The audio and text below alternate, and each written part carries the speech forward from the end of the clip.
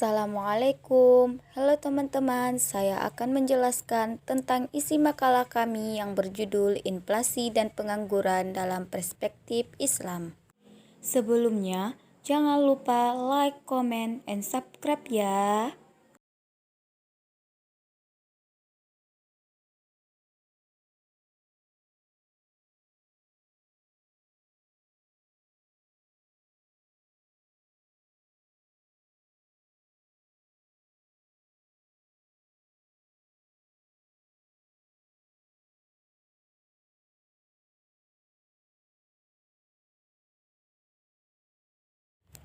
Definisi dan sejarah inflasi. Inflasi merupakan salah satu masalah dalam perekonomian yang selalu dihadapi setiap negara. Namun, buruknya masalah inflasi akan berbeda dengan satu wilayah ke wilayah lainnya dan beberapa pulau dari negara satu ke negara lainnya. Dianalisis bahwa telah dikatakan inflasi jika 1. Terjadinya kenaikan harga, 2. Bersifat umum, dan 3. Berlangsung terus-menerus. Sejarah inflasi, emas memberikan nilai pada mata uang dan juga tingkat penerimaan masyarakat di tempat lain. Dalam hal ini, pada sejarah kerajaan Bizantium menjadi sejarah kemunculan inflasi, Bizantium berusaha keras untuk mengumpulkan emas dengan melakukan ekspor komoditinya sebanyak mungkin ke negara-negara lain dan mencegah impor di negara lain agar dapat mengumpulkan emas dan uang sebanyak-banyaknya. Penyebab dan pembagian inflasi. Yang pertama, inflasi tarikan pemerintah. Inflasi terjadi karena terjadinya kenaikan perekonomian atas suatu komoditas. Yang kedua, inflasi desakan biaya. Inflasi yang terjadi karena adanya kenaikan biaya produksi. Dan yang ketiga, inflasi diimpor. Inflasi yang disebabkan oleh inflasi di luar negeri. Indikator inflasi. Ada beberapa indikator ekonomi makro yang digunakan untuk mengetahui inflasi selama satu periode tertentu. Yang pertama, indeks harga konsumen (IHK) atau Consumer Price Index. Indeks yang menjelaskan perubahan harga suatu barang atau layanan yang dibeli oleh suatu konsumen. Indeks ini berisi data mengenai harga barang atau jasa yang dikumpulkan oleh berbagai daerah. Data tersebut menggambarkan perilaku konsumen dalam berbelanja. Indeks ini juga menjadi dasar dalam menentukan penyesuaian gaji, upah, uang pensiun, dan jenis kontrak lainnya, yang digunakan oleh Badan Pusat Statistik sebagai indikator inflasi di Indonesia, yang berumus inflasi sama dengan IHK dikurang IHK-1 per IHK-1 dikali 100%. Yang kedua, indeks harga perdagangan besar IHPB atau Wholesale Price Index. Perbandingan harga barang dan jasa yang dibeli produsen pada waktu tertentu. Biasanya produsen membeli barang bahan mentah atau bahan setengah jadi, yang berumus inflasi sama dengan IHPB dikurang IHPB-1 per IHPB-1 dikali 100%. Yang ketiga, indeks harga implisit atau GPD deflator. Indeks harga yang digunakan untuk mengetahui perbandingan antara pertumbuhan ekonomi real dan nominal, berfungsi untuk menentukan tingkat inflasi dari waktu ke waktu dengan membandingkan produk nasional bruto nominal dalam tahun tertentu dengan produk nasional bruto nyata, yang berumus inflasi sama dengan IHI dikurang IHI1 per IHI dikali 100%. Inflasi dalam perspektif ekonomi Islam. Dalam ekonomi Islam tidak dikenal dengan inflasi karena mata uang yang dipakai adalah dinar dan dirham, yang mana mempunyai nilai yang stabil dan dibenarkan oleh Islam. Namun dinar dan dirham adalah artian yang sebenarnya, yaitu yang dalam bentuk emas maupun perak. Inflasi berakibat sangat buruk bagi perekonomian karena 1. Menimbulkan gangguan terhadap fungsi uang. 2. Melemahkan semangat menabung dan sikap menabung dari masyarakat. Ketiga, meningkatkan kecenderungan untuk belanja terutama pembelanjaan untuk barang-barang non-primer dan barang mewah.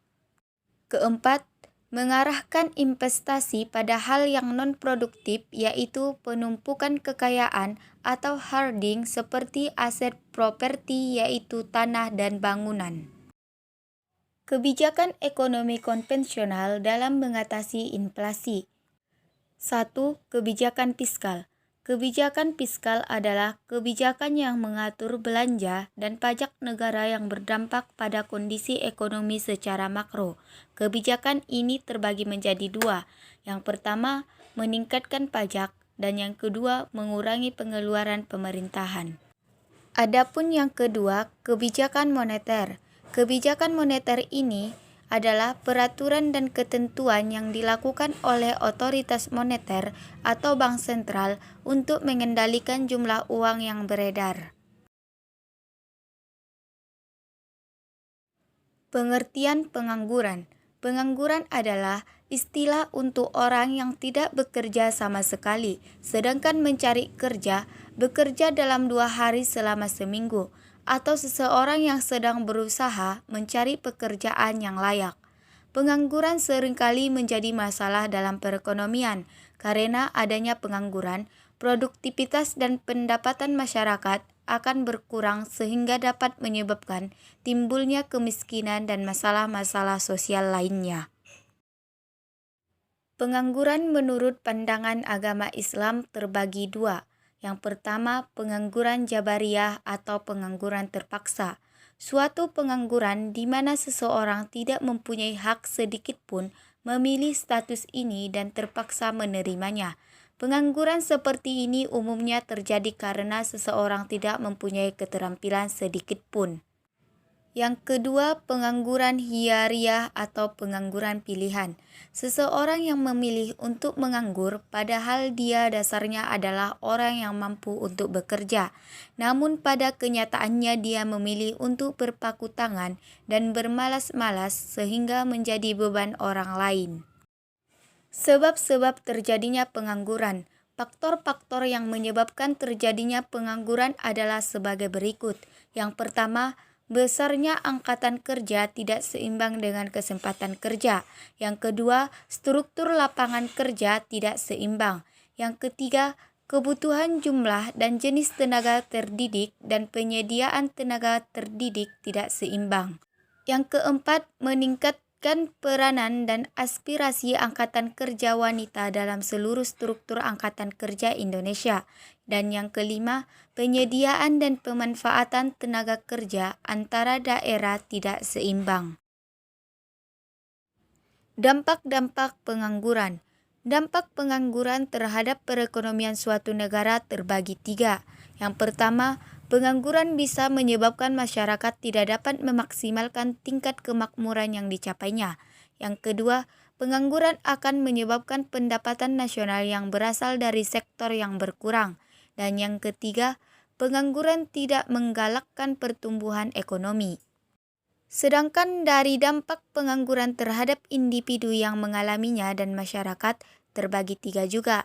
Yang pertama, pengangguran dapat menghilangkan mata pencariannya. Yang kedua, pengangguran dapat menghilangkan keterampilannya. Yang ketiga, pengangguran akan menimbulkan ketidakstabilan sosial politik. Hubungan inflasi dan pengangguran. Dalam kondisi tingkat inflasi yang relatif negatif tinggi, maka secara teoritas para pengangguran akan banyak memperoleh pekerjaan. Bukan saja karena banyak masyarakat membutuhkan tenaganya, tetapi juga para produsen seharusnya akan memanfaatkan momentum kenaikan harga barang dengan menambah produksinya yang tentu saja harus membuka tenaga baru sampai pada tingkat full employment. Sampai begitu juga, agaknya inflasi yang tinggi banyak memberikan dampak yang negatif daripada yang positif bagi suatu bangsa dalam perekonomiannya. Alasannya sederhana saja, karena banyak negara yang mengelola ekonominya tidak efisien, hambatan investasi, dan masih tergantung sangat besar atau baik dari segi kualitas maupun kuantitas pada bahan baku impor. Terima kasih sudah menonton. Jangan lupa di-share ya teman-teman. Assalamualaikum.